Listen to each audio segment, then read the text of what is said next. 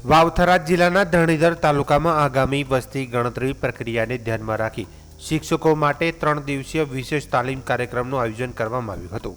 વાવ વિનયન college ખાતે યોજાયેલા આ તાલીમ કાર્યક્રમમાં તાલુકાના વિવિધ શાળાઓના 150થી વધુ શિક્ષકો હાજર રહ્યા હતા। આ તાલીમ કાર્યક્રમનું અધ્યક્ષસ્થાન ધરણીધર તાલુકાના મામલતદાર ધ્રુવ ડામોરે સંભાળ્યું હતું।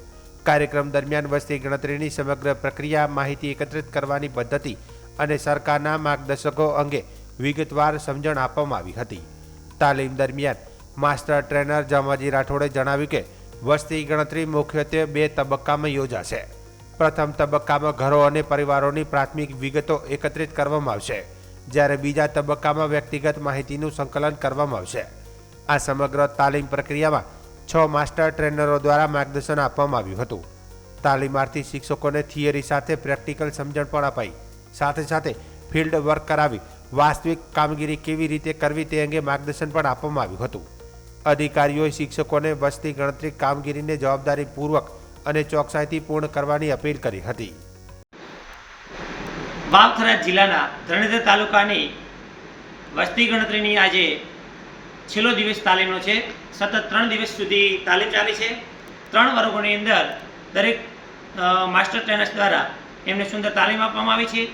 એક ઐતિહાસિક વારસો, એક ડિજિટલ ભવિષ્ય। આમ તો વસ્તી ગણતરી 2011-21માં આપણે કરવાની હતી, પરંતુ મહામારીના લીધે એ વસ્તુ શક્ય બની નથી। અત્યારે વસ્તી ગણતરી કરતી વખતે દરેક શિક્ષકોએ પોતાના ફોનમાં એક એપ ડાઉનલોડ કરવાની છે। એ એપની અંદર જે વિગતો ભરવાની છે એ ઘરે ઘરે જઈ અને એની અંદર 34 વિધાનો ઘરે માહિતી પૂછી અને ભરવાની છે। તો ગામ લોકોને મારી નમ્ર અપીલ છે કે તમારે આગળ આવનાર શિક્ષકને પૂરો સહકાર આપો। તેઓ જે પ્રશ્ન પૂછે એનો સચોટ અને સાચો જવાબ આપો અને એમને સાથ સહકાર આપો। આજુબાજુમાં પણ થોડી મદદ કરો। બંધ ઘર હોય તો એમનો નંબર પણ આપવા માટે નમ્ર વિનંતી છે।